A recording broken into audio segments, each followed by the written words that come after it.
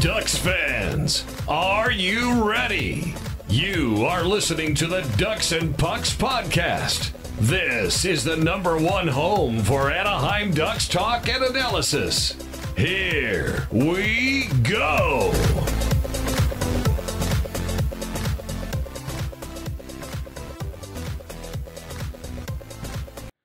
Welcome to the show. This is your host, Mike Walters, and I have two co-hosts this time on our show. I have Eddie Richard from DucksFam93, and I also have Thomas Harrington, who covers a lot of the Ducks prospects, the goals, and we're going to talk about the draft on this show.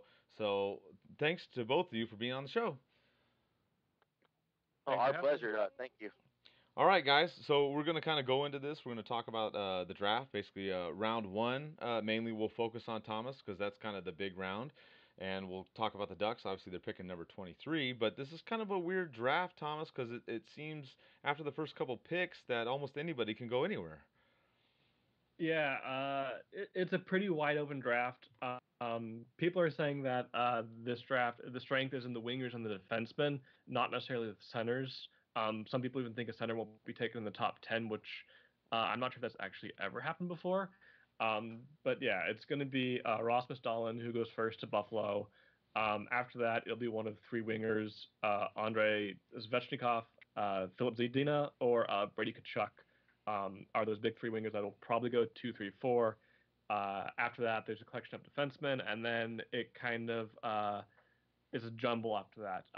There are players I've seen ranked 10th on some mock drafts. Others have them in the second, third, or even fourth round. So it's pretty wide open after those first 7, 8, 9 players.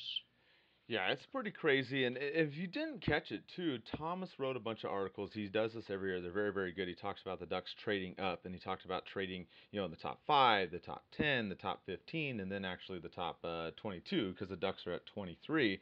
And if you look at a lot of these, it's hard to see what the Ducks would do, but it doesn't look like if they don't go in the top, 5, we kind of talked about this before the show, that they would pick somebody. So it looks like the Ducks will probably sit at 23. But I guess it's kind of hard to decide who they would pick, Thomas, because of just the way that this draft is. After the top 10, it's wide open. Yeah, so what I do every year is since I get to see very few of these players actually play, I tend to trust the professionals on this. So I look at mock drafts and scouting reports from around the league, compile them into a list, and then see what players are going to be around with the Ducks pick.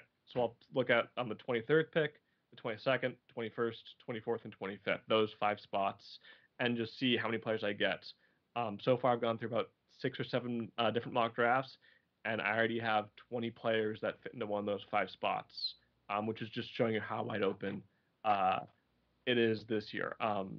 So it could go in any way. Personally, though, I think there's probably about 10 or 12 players who will likely be available around 23 or taking support. The Ducks will be pretty happy with if they get any of these players. So, some of the things that might factor into this, we've talked about in the other show. Obviously, there's the situation with Eaves coming back. There's a little bit of update of that. We'll get to Perry, Kesler situation, all that stuff. What do you think? Do you think the Ducks lean towards a center if Kesler isn't able to play next season? Do you think they try to go for a winger if they trade Perry? What's your feeling as far as positionally who they may pick? So the Ducks, they always like to say they draft by best player available, which I think is mostly true. I think what's a little more true is they draft by not need in the AHL, but need in their prospect depths. Does play a role in who they pick. So if there's a winger and a defenseman who are ranked about equal, they'll take whichever player they need more of.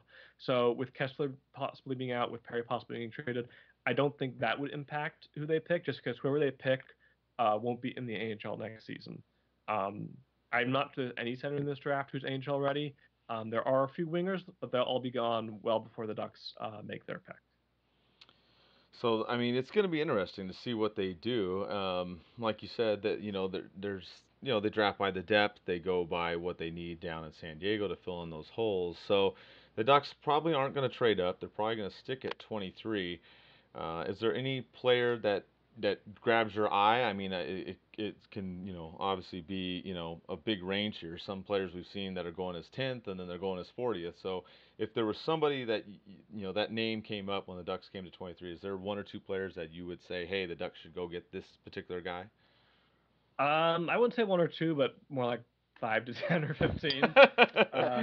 All right. Just it's so hard to guess who will still be available. So one player we were talking about earlier, Jakob Olofsson from Sweden.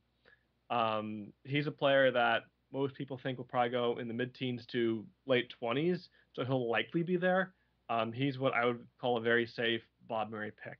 Um, he's was playing in the SHL last season. Sorry, not the SHL, but he's been playing in the Allsvenskan League in Sweden. And I'm sure I just butchered that pronunciation. But apparently, since 2005, only 14 forwards in that league who, in their draft year, averaged .26 points per game or better. And 80% of those players have had long careers in the NHL. Um, so recent players from there include William Nylander, David Pastrnak. Who else do we have on this list? Victor Rask. So he's in a pretty safe group, is what I would say he is in. And he was also the best rookie in that league as well.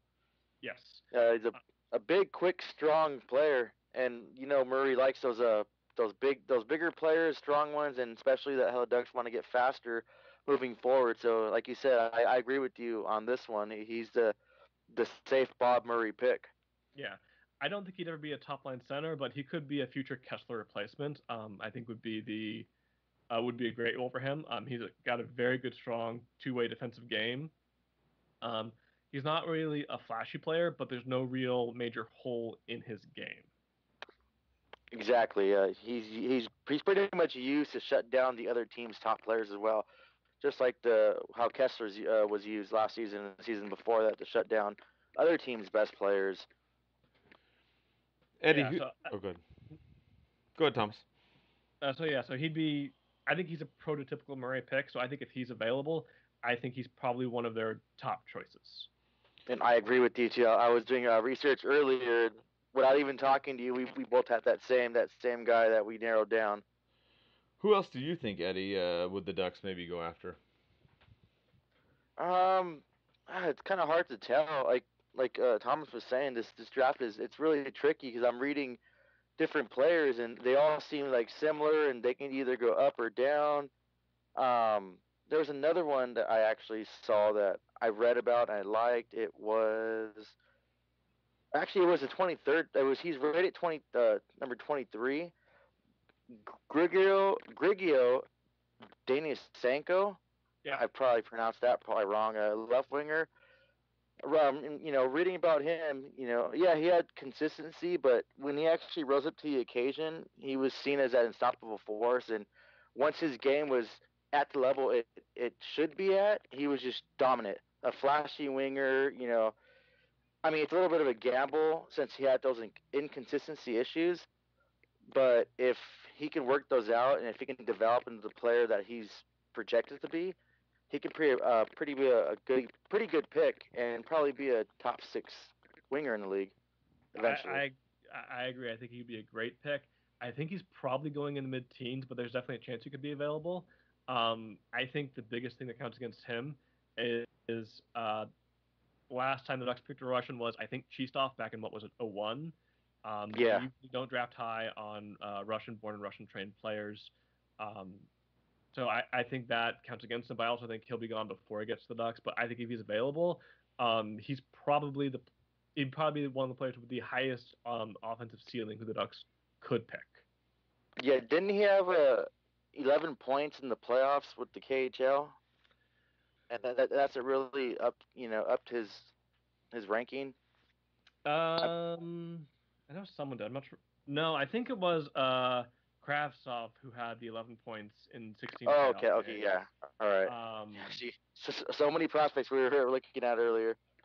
Yeah. Vitaly Kravtsov is another left winger. He was in the KHL last season, and I think he was Rookie of the Year. He only had 7 points in the regular season, but he also averaged less than 10 minutes of ice time per night. but in the playoffs he exploded with 11 points in 16 games. So he's another one similar to Grigory Danchenko, who lots of offensive skill.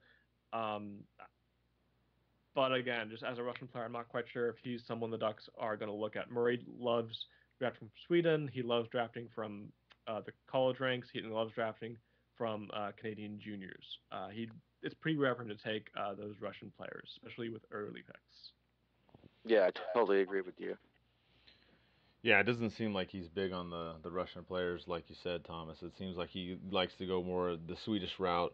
So we talked, before the show, and you have a lot of different other players. Is there any other names that maybe stick out that Ducks fans should watch during this draft that may be available for the Ducks' first pick? So just looking at the Ducks prospect system right now, um, they actually surprisingly have a pretty strong number of left winger prospects, from Comtois to Fiore to Jones to Kopaka. They're actually pretty strong on the left side. It's the right side where they're pretty weak. They've got Sidorov, they've got Terry, and they've got Kyle Olson, and I think that's about it right now. So it wouldn't surprise me actually if the Ducks went for a right winger in the draft. There's only a couple of right wingers who are slated to go around them when the Ducks pick. One of them is Dominic Bach. Um, he played in Sweden last year in the Super Elite League with a bit of time in the SHL as well. Um, he's got a shoot first mentality. He's a good skater. He's very creative. However, a lot of people think that he'll be a very long term project, maybe the longest come out of the first round. So if the Ducks want help in the right wing prospect position, especially in San Diego soon, he's probably not the player for them. The other right winger is Sarah Noel or Noel. He's been in the OHL for the last couple of years. He's big. He's 6'5", really athletic. He had 53 points in 62 games, so he's got offensive skill, but it's not through the roof the way some other players do. But if the Ducks want to try and shore up that right wing prospect position, they probably go for one of these two one of these two picks.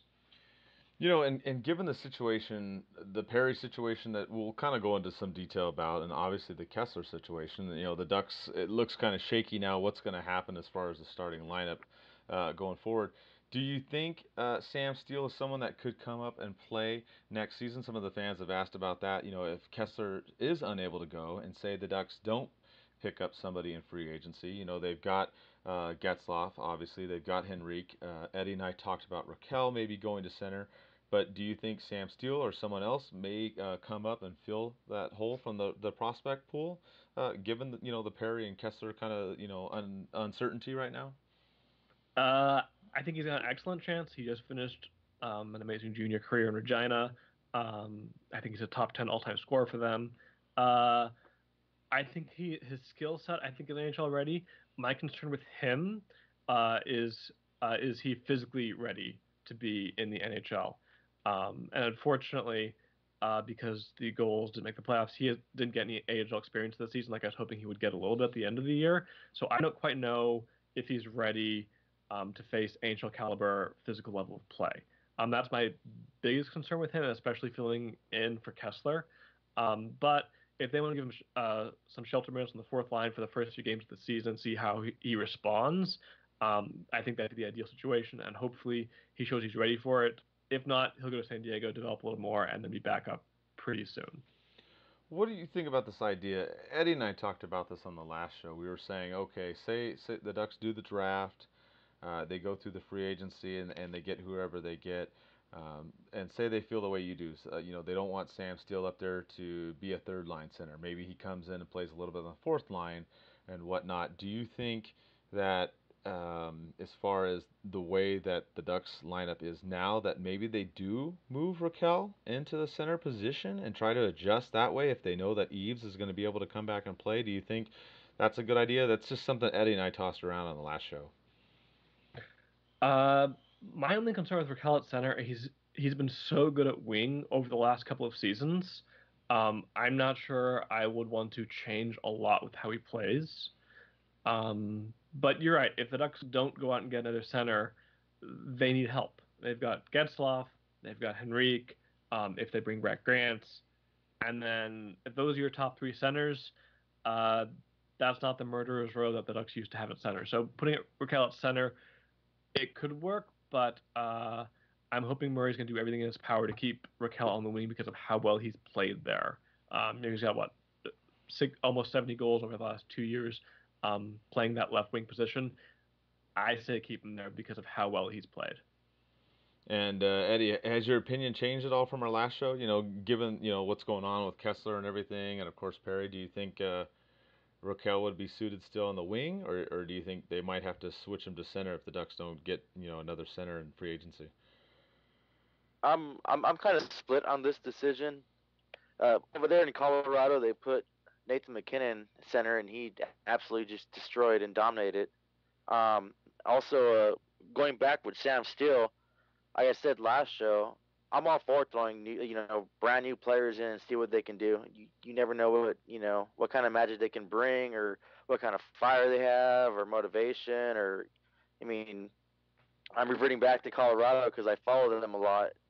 They made the playoffs with pretty much a young team, so I would say we can, I agree with Thomas 100%.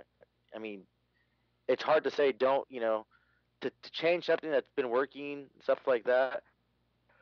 But if we throw Raquel on that center and see how he performs, maybe he might like that added responsibility of playing that two-way game, and maybe he can create more opportunities, and maybe he just can do something different than what he's used to in that wing. I would say just go ahead and try that and see what happens. Obviously, if it's not working, we can fix things throughout the season, but we'll never know if we don't try.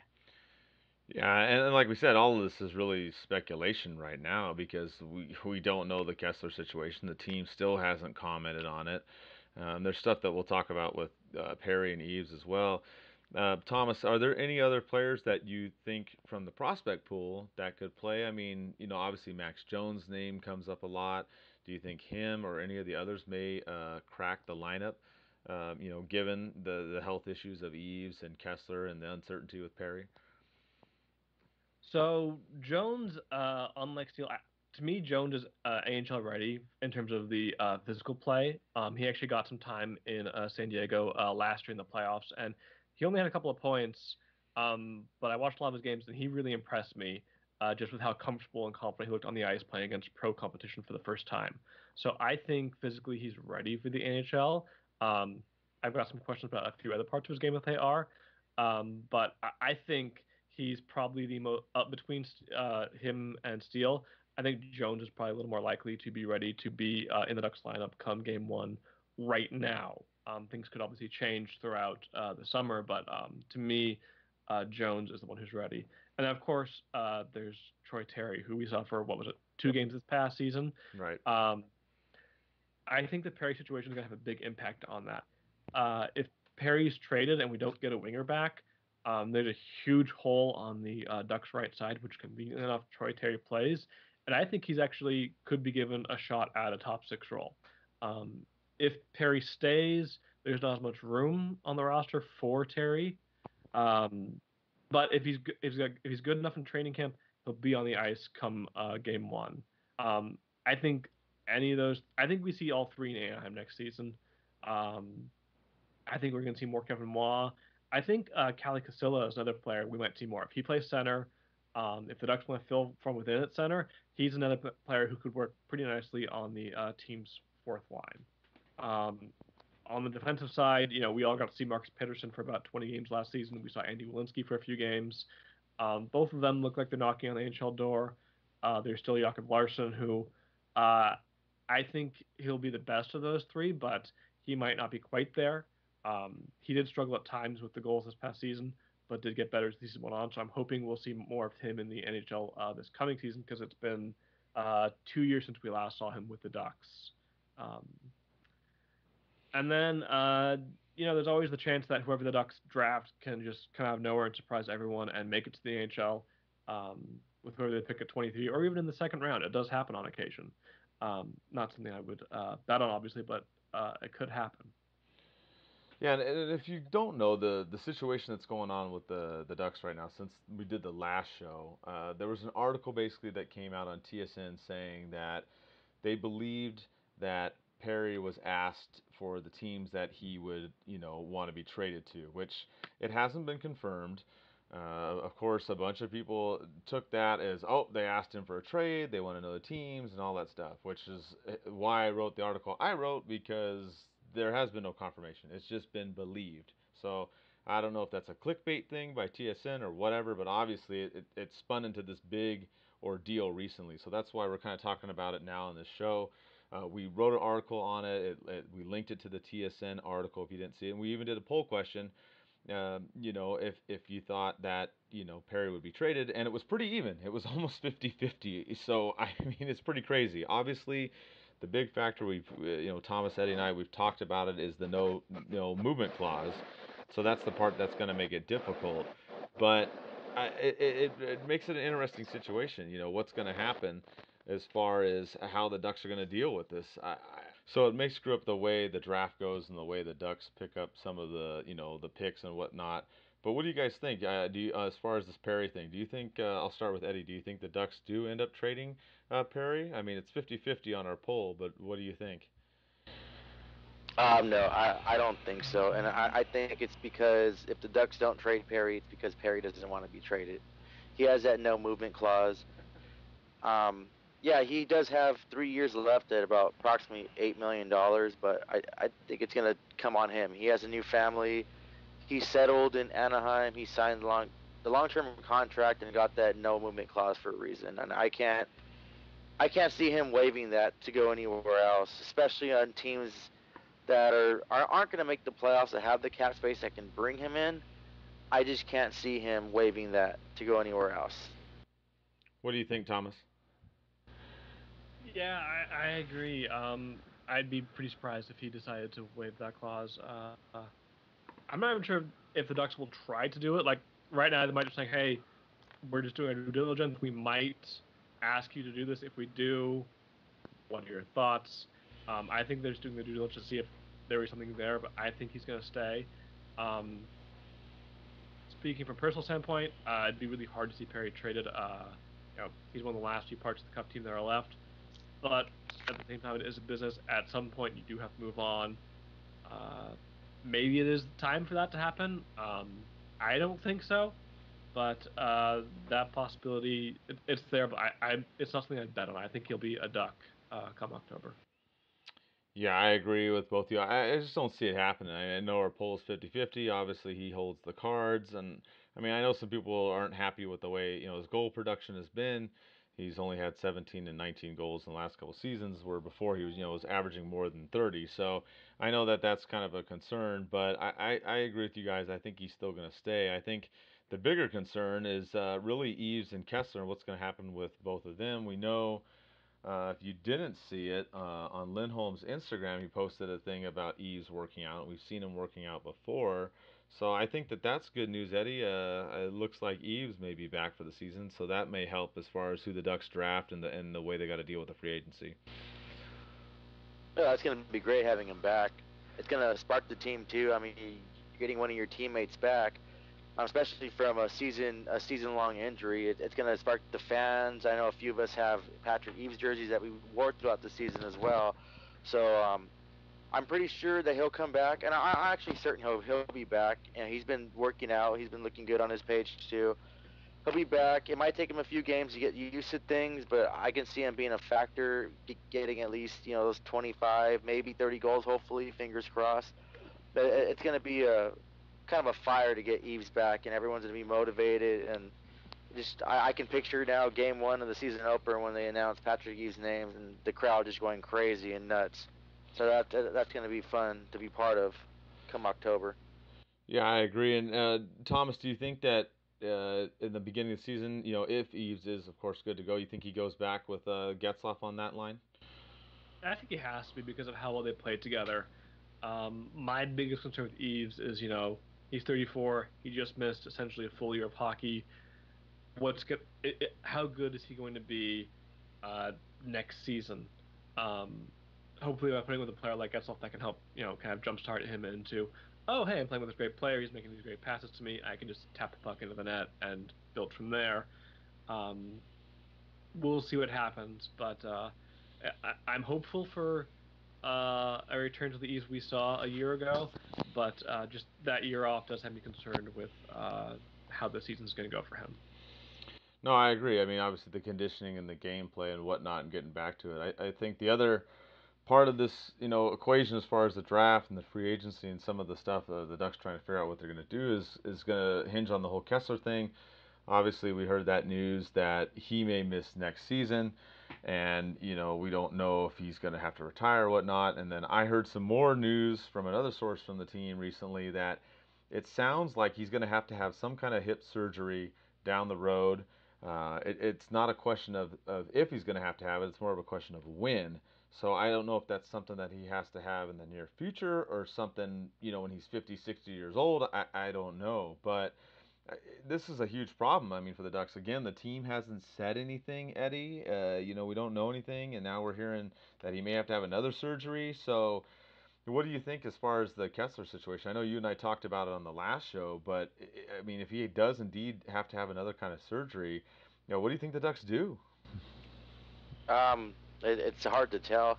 I personally would. This stings because I'm a big Kessler fan, but I think he should, if he really needs to have something happen, he should just do it right now. We all saw how he wasn't the whole Ryan Kessler we're all used to last season. We all saw that before, it was even announced that he still had issues going on. I think whatever issues he has, like I said last show, his health is the most important thing, and that's something that he's gonna have to live with for the rest of his life after hockey for himself and his family. So I think whatever needs to happen, it's gonna sting. It's gonna hurt us, come next season. But I still stand with it that his health is more important, and he needs to take care of what he needs to take care of right now, so he can be that better player. And if it takes the season off, like I said, it's gonna sting, but it's only gonna help us in the long run, getting a full 100% Kessler back, and it's gonna help him after hockey have a better quality of life. Yeah, I agree with you. And I mean, and the Ducks have Kessler for another 4 years. So, Thomas, what do you think? Do you think, Kessler takes a year off? You think he has to retire? What's your take on this whole situation? Uh, I I would just say follow the doctor's orders. Whatever the doctor says, if you need the surgery now and it's going to cost you a season, do it. Um, if playing on it's going to make it worse, do the surgery now. His health, like I said, it's the most important thing. So listen to the doctor, go with their advice, make sure you got a good second opinion.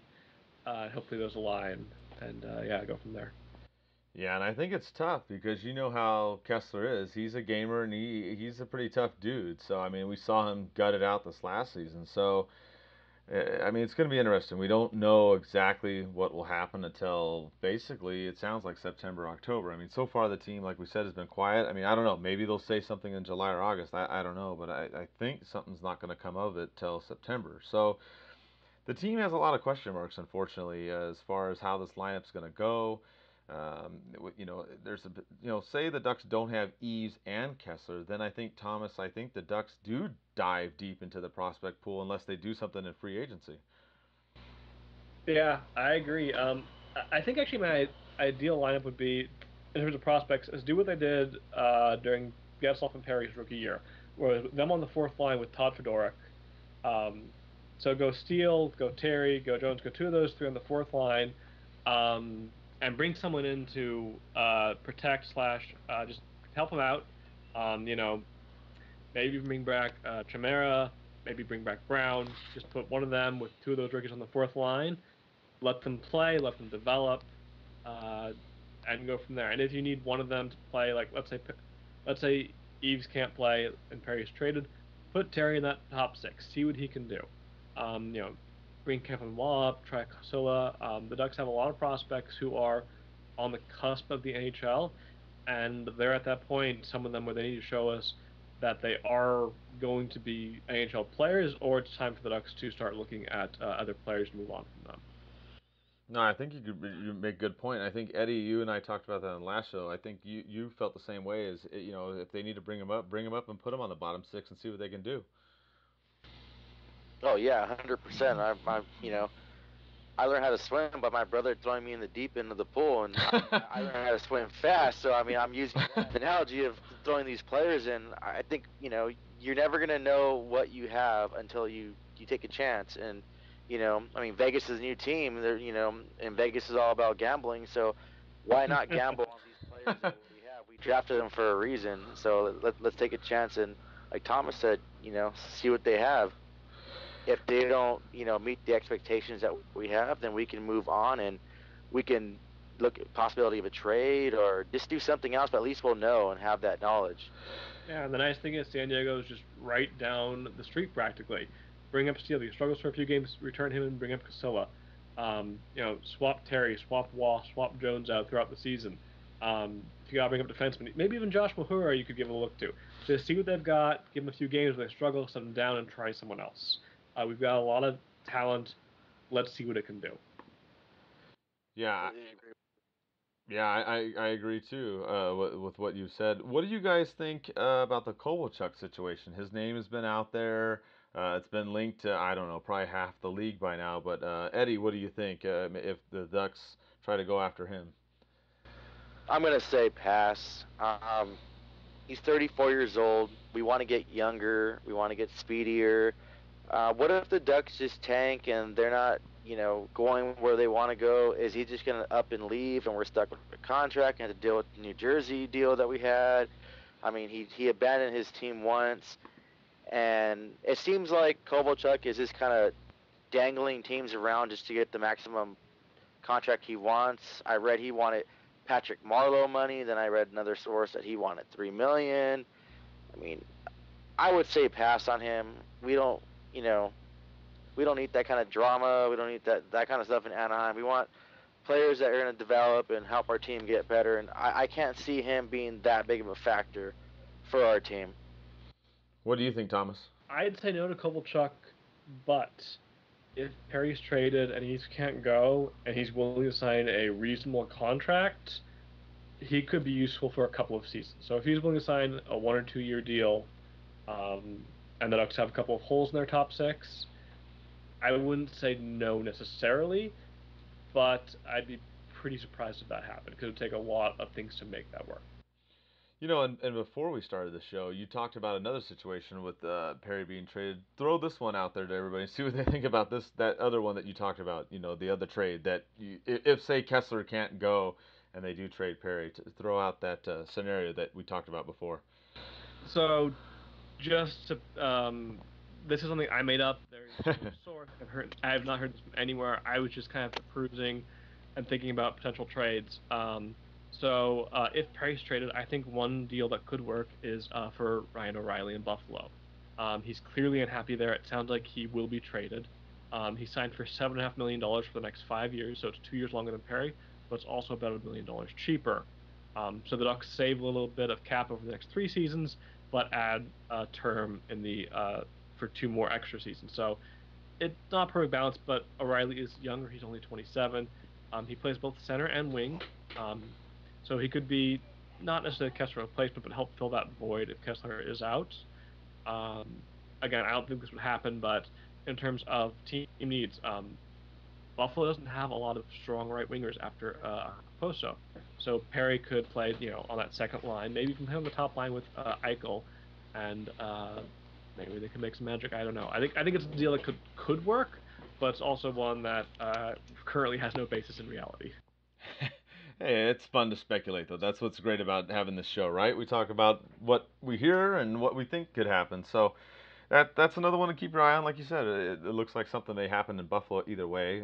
Perry may not be involved, but hey, something to check out. But kind of the theme of this show has really been the uncertainty with the Ducks and what's going on next season. A lot of it centers around Eaves, Perry, and Kesler. We've talked about it at length, but I think we can all agree that the team with the most uncertainty right now is probably the Ottawa Senators, right, guys? Right? Wow. Right. So if you're only following the Ducks and you're not really following Ottawa, there's been some drama between Hoffman and Carlson. Hoffman's girlfriend is saying some nasty things about Carlson and his wife and their of course their whole child death situation. I mean, it's just not there's just no way to talk about it nicely. But that's come up. Then you've got the accusations against the assistant GM for harassment against the bus driver. I mean, I just don't know what to say, Eddie. I mean, I guess the only thing is at least it's not the Ducks, right? Oh, I completely agree. And usually my number one thing to say is at least I'm not a Kings fan, but I think I'm going to push that aside and say at least I'm not a Senators fan because, I mean, in the beginning of the season, they looked good. Everything was going right. They got Matt Duchene. They beat the Avalanche in that Swedish Global Series. You know, everyone thought they were going to go, and then they tanked. And then you had the Carlson drama, pre-deadline, and then off season now you have, the wives cyberbullying incident. Then you have the sexual assault from the GM. Then now Carlson requesting a trade, citing family differences. It's just those poor fans, and I really feel bad for them. But like you said, I'm glad it's not Anaheim, and like I said, I'm glad I'm not a Senators fan right now because I don't know what I'd be doing. Probably be watching soccer and watching them flop all around. I don't know. Thomas, what do you think about the Ottawa situation? It's sad and unfortunate. Yeah, a year ago, if you told me Mike Hoffman was available, I've been like, hell yeah, let's grab him. He's a good young goal scorer. And now I'm like, I want no part of that player. Yeah, that's just it's a nasty situation. I'd love to see the Ducks grab Carlson. I think that would really cement Anaheim's defensive group, but I think that would be too high of a price for the Ducks to pay.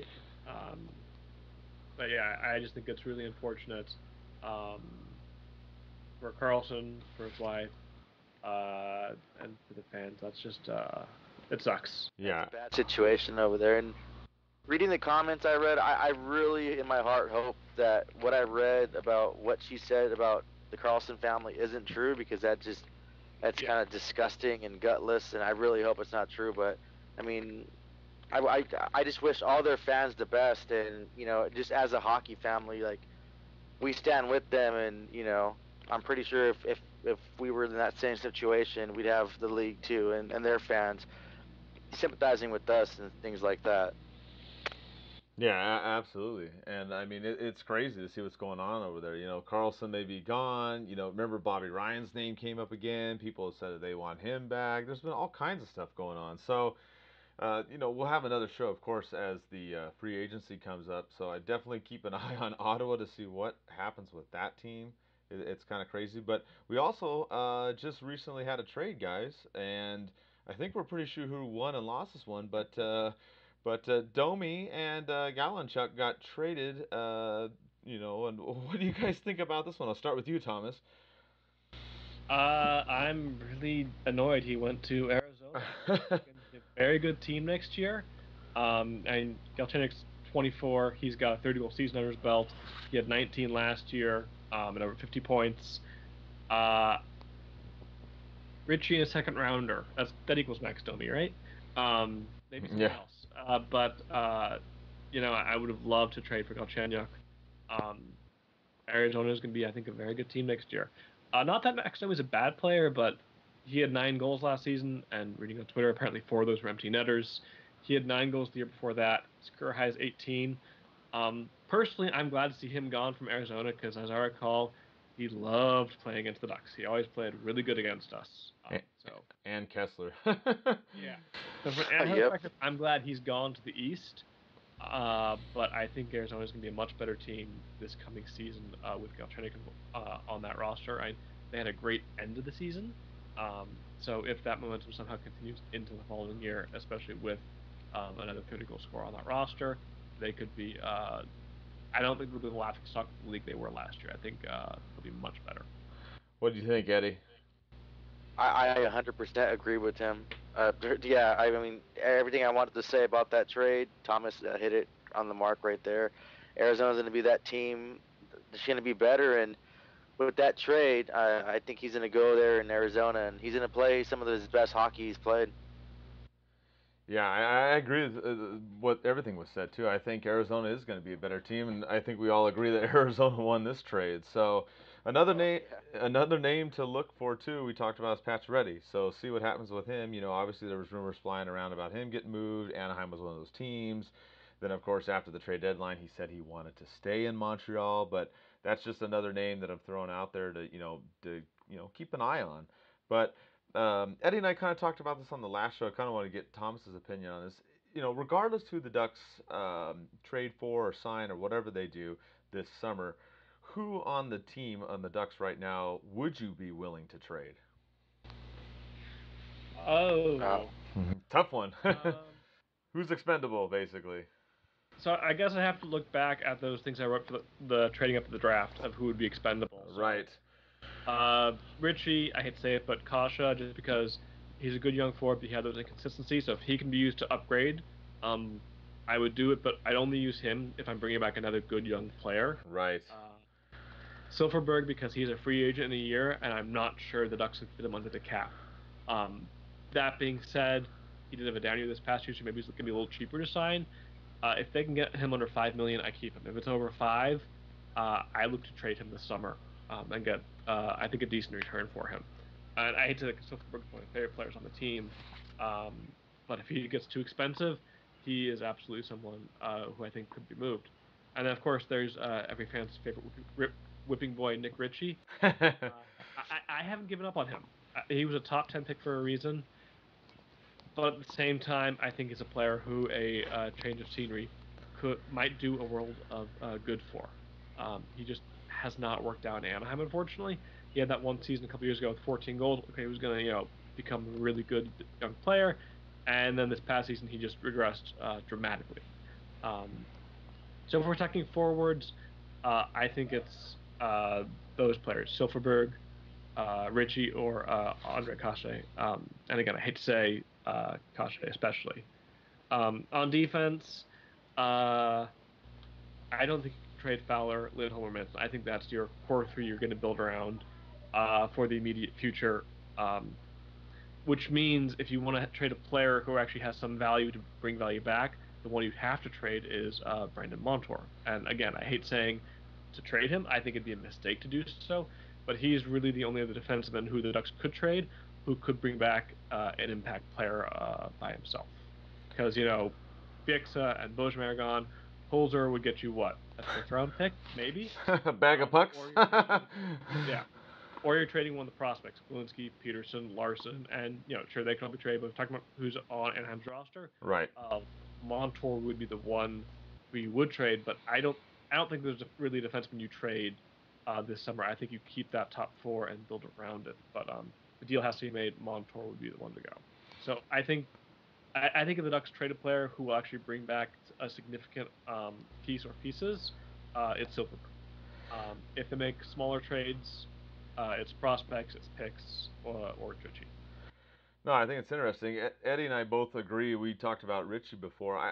We didn't really talk about Montour.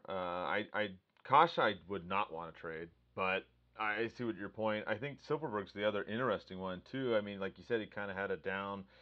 Not, he didn't do poorly, but not as well. I mean, Eddie, what do you think about some of those other names that Thomas has thrown out that you and I didn't talk about? Yeah, Silverberg, I'd never really thought about until reading Thomas's articles, and I mean, like trading up and what he used Silverberg for as a piece, it made sense. I mean, the draft is kind of open, but I'd be open to trading Silverberg to get something back. And as much as I love Kase too, if we can get a great impact player that are going to better us for the future, I mean, I'm willing to do that as well.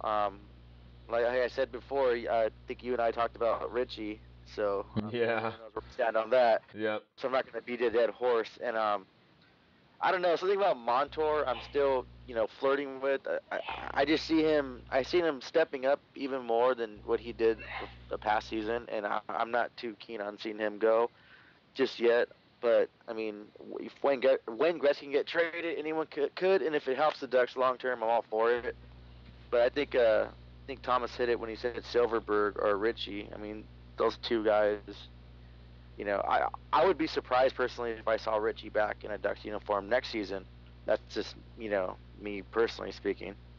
No, I agree. I think Ritchie, like you and I talked about before, and I think Silverberg too. I think those are some names to watch. I know, a lot of people like Silverberg. Like Thomas said, I do too. I know you do too. So, it would be one to look at though, and then especially too, unfortunately, a lot of this just hinges on what the heck is going to happen with Perry, Eaves, and Kesler. I know I could come back to that, but it's kind of the theme of the show because that's the news that we've had lately during the summers. We hear this news that Perry might have been asked to be traded. Then we see Eaves is working out, looks like he's doing better, but we still don't know. And then of course the team hasn't said anything about Kesler. So a lot of stuff going on with the Ducks this summer. It's going to be, I think, another interesting summer. I think the draft is going to be crazy, like Thomas talked about. After the first probably 6 to 10 picks, you have no idea who's going to go where. So it's going to be kind of wide open there. And I think free agency is going to be interesting as well. So I don't think it's going to be a boring summer for sure, guys.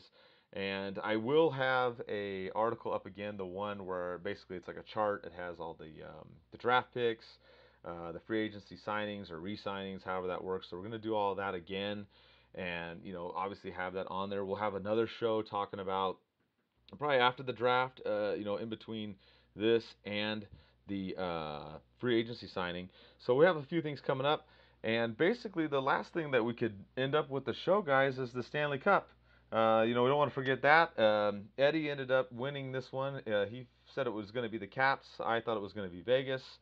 We were both kind of wrong as far as the term of the games. It went 5 games. Eddie, what did you think? Ovi won, and he's going crazy on social media, and everybody loves it, basically. I think it's amazing. It's great. Something that fans had mixed emotions with were some of the performances before the game. But I saw it as a positive thing, how more people were getting, they recognize hockey as one of those top sports in America now, how they want to perform, they want to go out there and support hockey. It was great to see different, bands and, Little John out there in Vegas. That was fun to see. I think basically what happened to Vegas too as well, I think the pressure caught up to them finally. They had all the pressure of being the first expansion team to win. They had, I all that pressure just caught up to them, and the Capitals came in there, expected to, I guess, choke again, and not really, no one really saw them really taking it as far as they did, but they really stepped up, and Ovi's been awesome. He's just been great, and I love seeing. He reminds you of a kid, playing hockey in your rec league, winning your first championship, and you just think it's the world. You think you're, when I was younger and I won my first championship, I thought it was Teemu Selanne.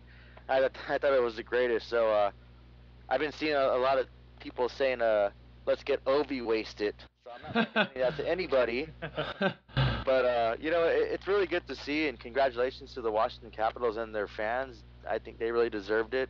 And I'm glad, Ovi's taking the chance and sharing that with social media and all of the Capitals fans and fans around him when he's out in public doing that. Yeah, I mean, it's been crazy after they won. What did you think, Thomas, of the Stanley Cup? Obviously they won it in 5 games. Pretty, not dominant, but I mean, they almost did sweep Vegas. So what did you think in this Stanley Cup final? For a 5-game series, that's one of the most exciting 5-game series I've ever watched. I wanted to go 6 or 7 games because I had so much fun watching it. But I was cheering for Washington, so I was happy to see them win it in 5 games. I've actually Washington's kind of like been my second team for 10 or 15 years now. Back when I was in college, I would have classes at about 4 o'clock most days. I'd go to my dorm room and I'd turn hockey on, and I would just pick a team that looked exciting and fun to watch. So my college years were Ovechkin's early years when he was scoring 60 goals a season. So I just watched a ton of him at that time and just really came to enjoy watching him play. So ever since then, I followed his career closely, and I'm so happy he finally got to win the cup. He won the Conn Smythe, and like I said, it's great how he's just sharing the cup with everyone. There's that one shot at the baseball game where just game's being played, and he's standing in his seat with the cup just over his head, and I just love that shot so much. That was just the perfect description of Ovechkin with the cup. The baseball game's going on, he's just holding the Stanley Cup up for all to see. I thought that was great. Yeah, I mean, I think the stuff with Ovi after has just been hilarious. So, congrats to the Washington Capitals. Congrats to him. Like we said, it's been a long time for them coming. I agree with you guys. I wish maybe we had a little bit more hockey. Obviously, now we've got to wait until preseason and regular season, obviously. But thanks for both of you coming on the show. Like I said, we'll have a couple more this summer and wrap it up. And let's go Ducks.